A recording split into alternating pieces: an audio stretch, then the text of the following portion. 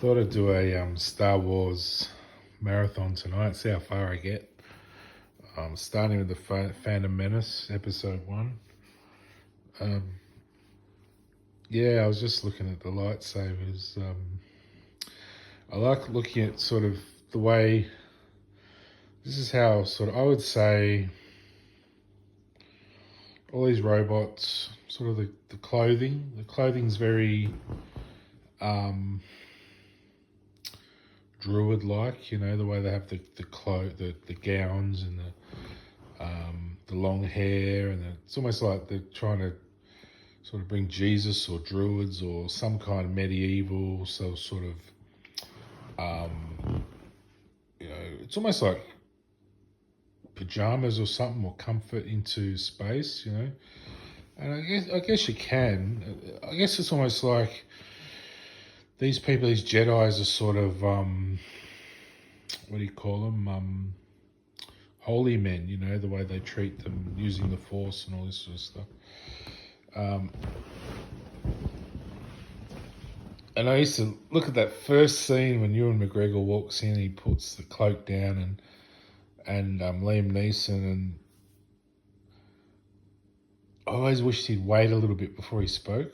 He just seems like he's like waiting for that first line to come out. It's like we want it to be plumb. You want it to be like, to sort of the first line of the film. You want it to sort of give you chills or something, and because you waited this long for the new 3 to come out, and it's like he just goes, "Oh, but I thought most of the orders were, whatever."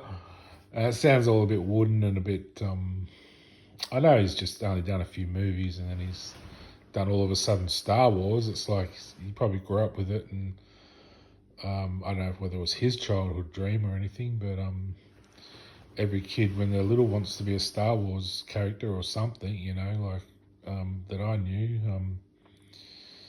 But look at the design of these robots. Everything's very military, isn't it? It's I would say not even American military, more sort of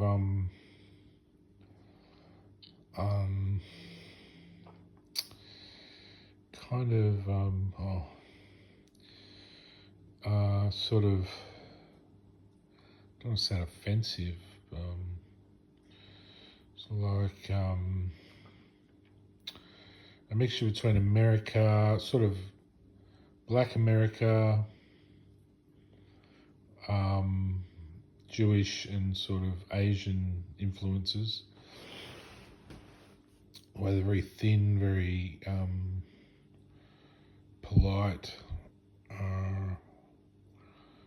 Sort of say it, like the whole design of it's very. There's something very almost Indian about it. Sort of this mixture of Asian, Black, Jewish sort of design. I mean, my space design is just very,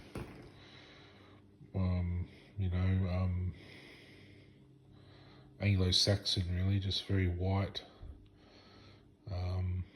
which suits me. I love all my design, but it's very different than this. It's not military. Of course, we have defense systems and everything, and even attack systems, just in case we need to attack.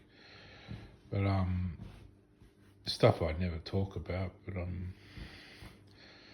just they're just last resort stuff. Most of the time, we're just enjoying ourselves, and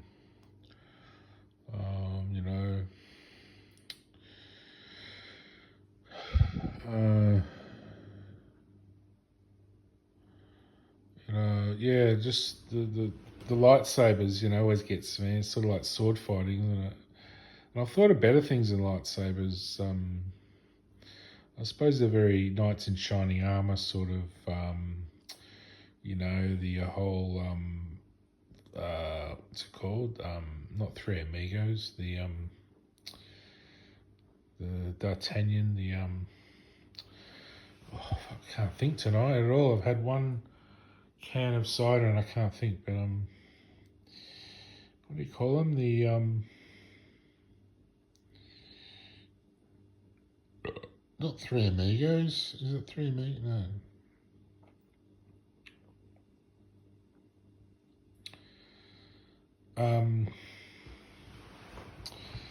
D'Artagnan is one. The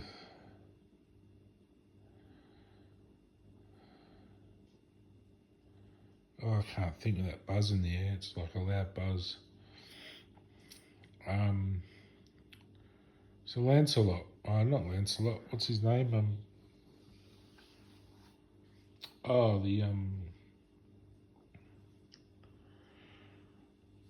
can't think at all.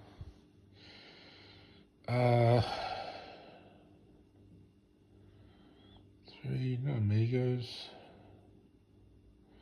That's Mexican. I'm thinking Spanish or something. I don't know. What's D'Artagnan? I have to look it up.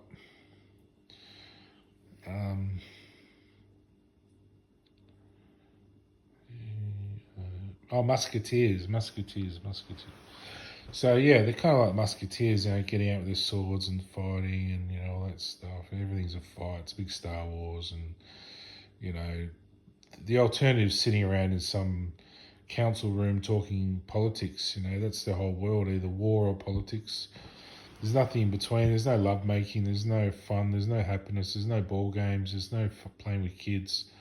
It's all get in there, brutally kill each other, and that's their attitude. And I mean, my world up there in heaven's the opposite totally to Star Wars. It's absolutely, there's no guns or,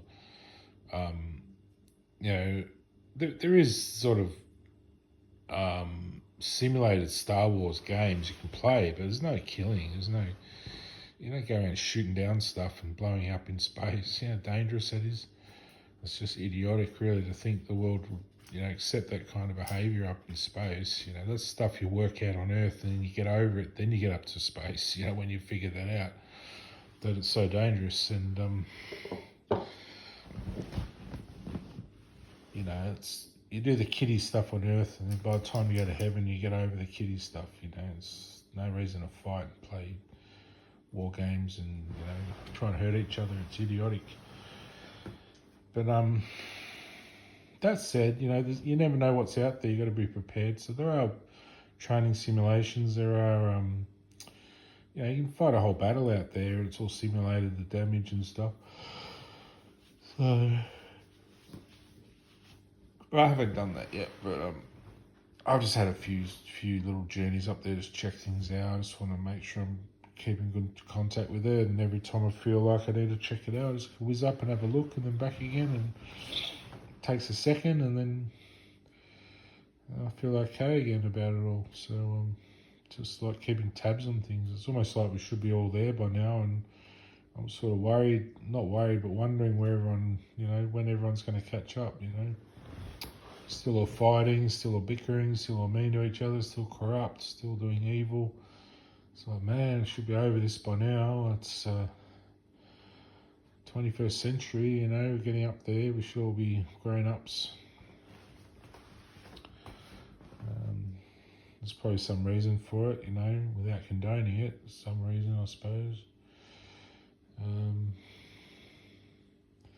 Usually these Roger robots are very Asian, aren't they?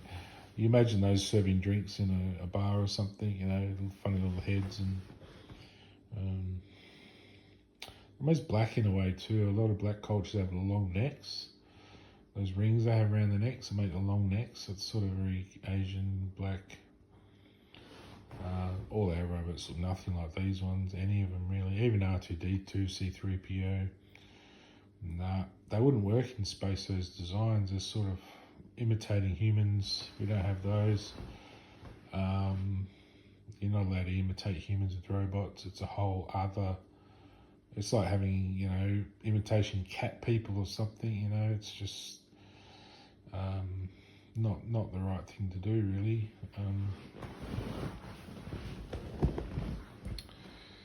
So unless something changes my mind on that, then that's the way it is. But yeah, you don't want robots taking over human roles.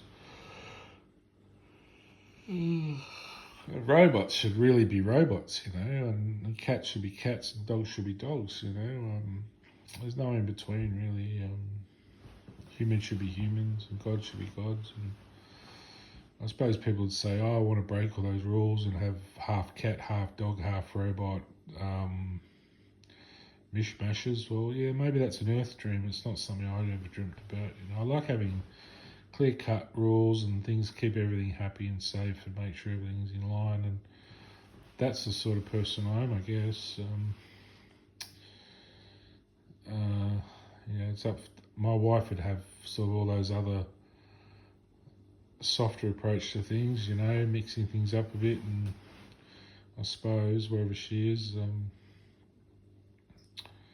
I'm more straight down the line, getting the job done, making sure it's all working, and I don't want problems and things happening, mishaps, and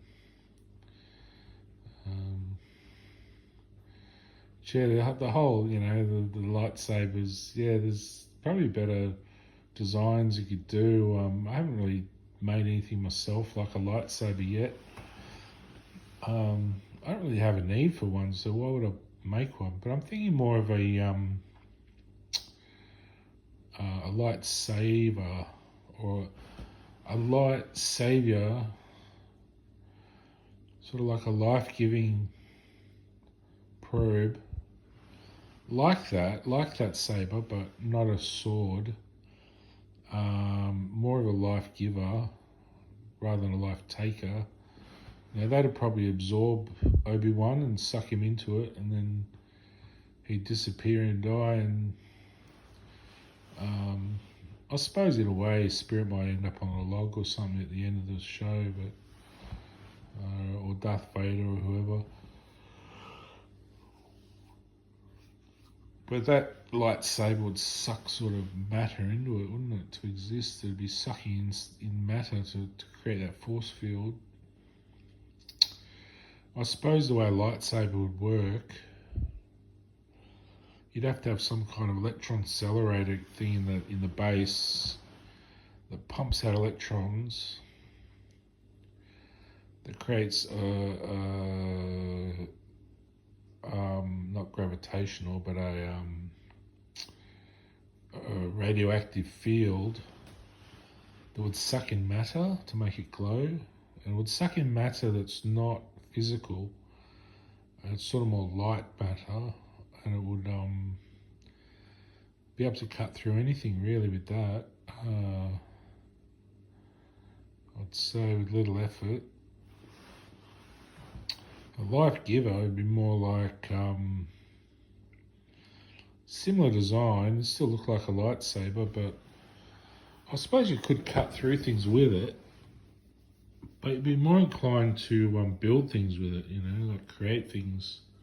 Sort of sucks in matter and then you build stuff with it, I'm thinking, say someone's lost an arm, you could wave it over the arm and the arm would sort of grow back, that kind of thing. That's more what I'm into, more propagating life rather than destroying it. I'm not into destroying stuff. It might sound soft and pansy and poofter, but I don't have the destructive means in my mind. It's more creative, so it's just my gift. I understand people like to be destructive. I mean, at times, I had a guitar once and I smashed it to pieces. I was angry. I was sort of wasting my time playing guitar, not spending time with my girlfriend, and so I got angry at the guitar and just smashed it. But it's not the guitar's fault.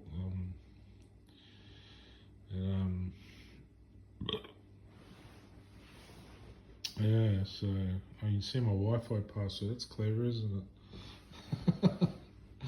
I'll have to do my video again. So.